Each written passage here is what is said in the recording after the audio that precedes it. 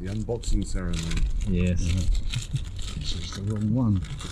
That looks a little different. In a mighty Carmwood style. In the bin.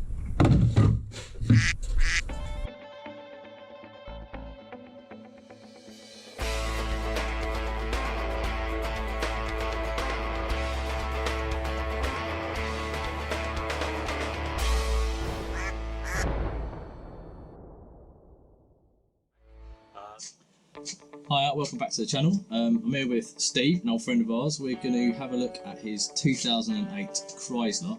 It's a 300C, Gen 1 model, facelift. It's got the 3 litre diesel engine in it, the OM643, which is the Mercedes diesel engine. Various other bits and pieces have come from Merc onto the car. Makes it a pretty nice place to be, but it's got some issues. It's got a rough idle when it's starting, takes ages to start up when it cranks over. So we're going to have a look at it. Nothing really on the dashboard, so what we're going to do is run the DS808 over it, the computer, to see what we can find, and then we'll see whether there's anything there that can give us any indications as to what's going on. One of the things that these are known for is having problems with the heater plug module, so we're going to try and have a look at that first and then see where we go with it.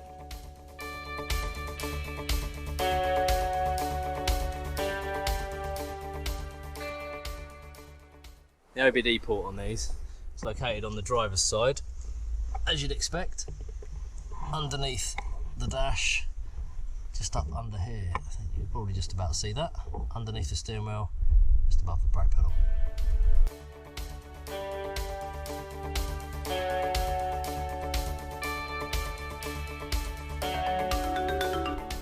Just one key.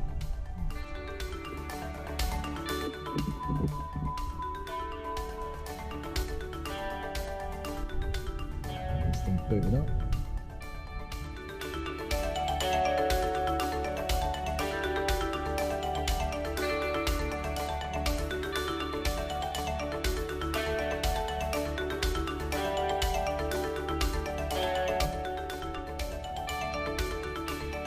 Five faults on the powertrain control module, the PCM.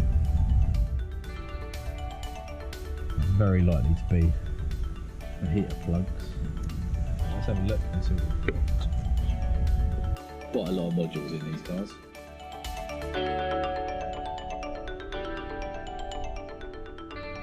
A module just for the seats, a module just for the steering column. Amazing.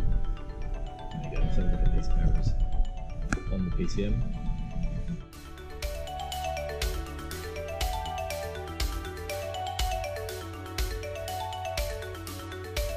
So, an unexpected one, fuel rail pressure sensor low.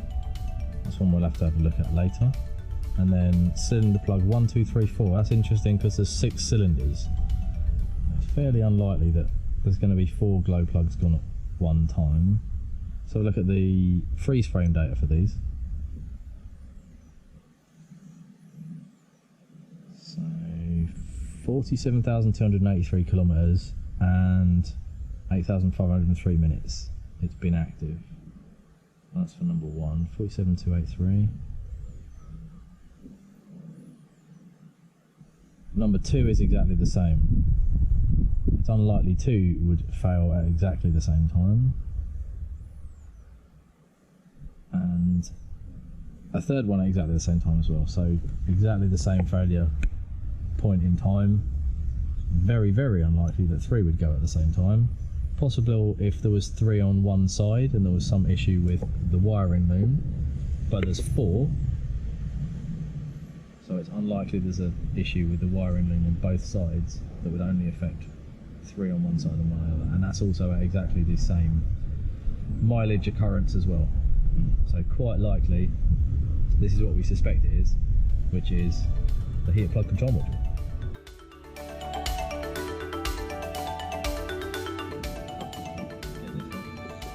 Get a sight of what we're doing to help them put them out. There we go.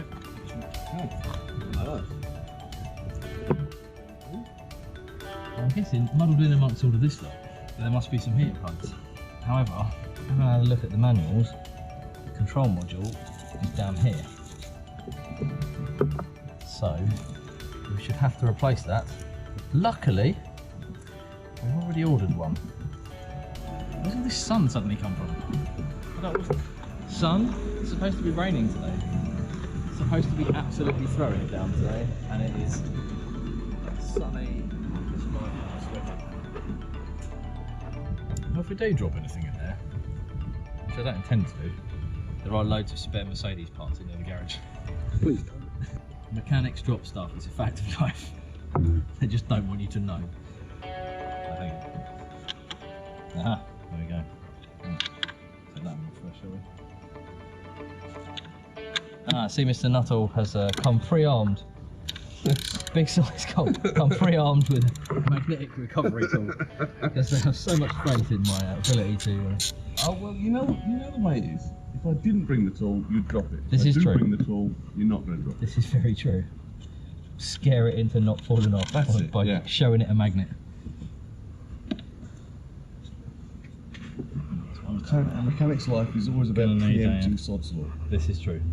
Need a 3/8 extension, please. Is that the one that falls in? Yes, I've strongly got hold of it underneath. I can see why if you didn't know it was there, so that's a useful bit of information to have. That nut will fall down if you do not hold on to it.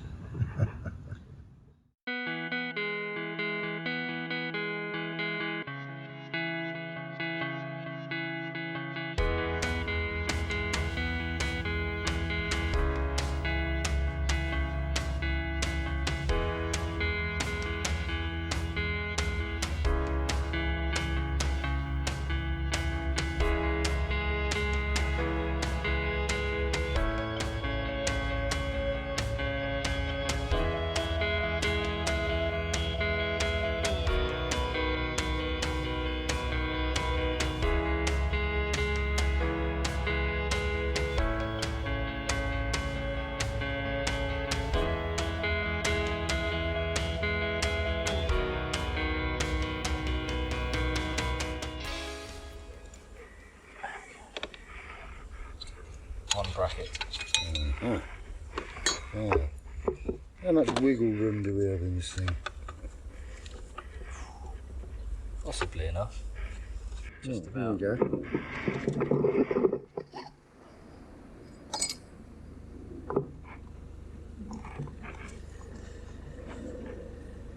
Uh-oh. Oh, I love that when that happens. That was the noise. That was the noise of a bracket. Yeah. Of a bracket game. Don't. Yeah.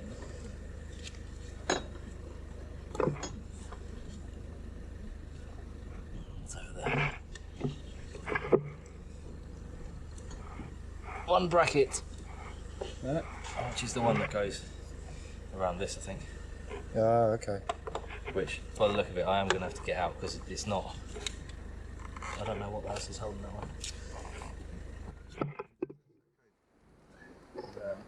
I'll get that out. Okay.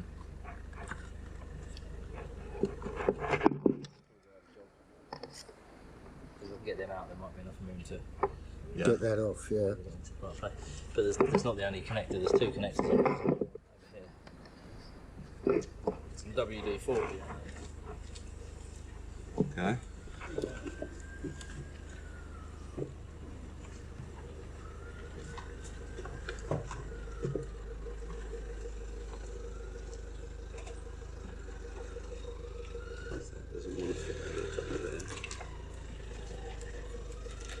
I just thought you could wiggle these things out. But it might be that, yeah, we've got to undo the connector first. So, there we go. That helps. Yeah. There's a there's a knob on the back there that was catching on that. So that's There's always a give me a knob. bit more access. It's either the one behind the camera or the one trying to do the job. In this case, I suspect it might be the one trying to do the job. Let's just get some of that on there just to make that life a little bit easier. And then maybe we can actually get those to push down properly. But they're not great at pushing down these. As you can tell, like I'm pushing on that, it's not barely doing anything.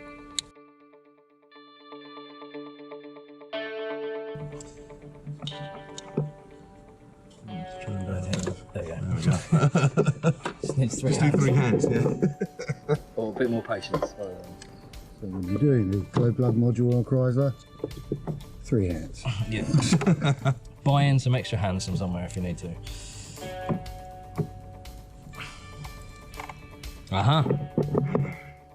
It's double-sided. There's a clip on both sides. Oh, you cannot get that to come out. Nothing. I love no money. Come on. There we go. That was satisfying. That was. There we go. Nice. On module. I mean, it doesn't look broken, but then why These would things never do. it? No. It's like a strange hair vent. Curious looking thing, And as we see, it is a Mercedes part. So I guess then we can put it back together with a new module. Yeah. The unboxing ceremony. Yes. It's the wrong one. Here's one I made earlier. Yeah.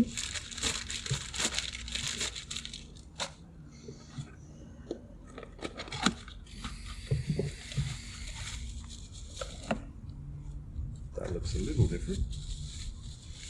It does. An aftermarket part. What a difference. But are all the fixings the same? And are all the fittings the same? And also, it doesn't have this annoying ridge here. It's very difficult to get out. That's a bit easier to the knob refit. on the back. Yeah, excellent. So, You said no. several times. Excellent. Right. I'll work out where this goes from.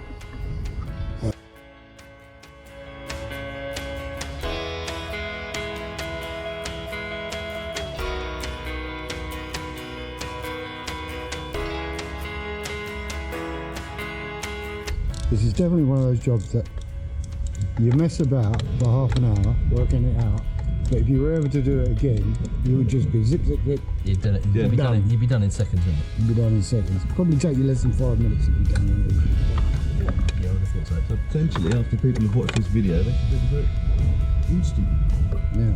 Yes, I would come to agree with you.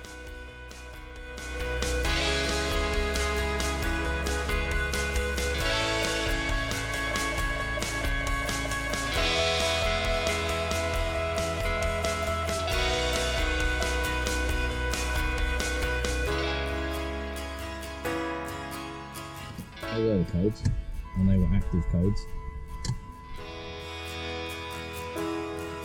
Now they're all stored codes, which is excellent. So let's clear those codes. Fuel pressure sensor low, which looks like it might be something that we need to address as well, but we'll have a look at that in a minute.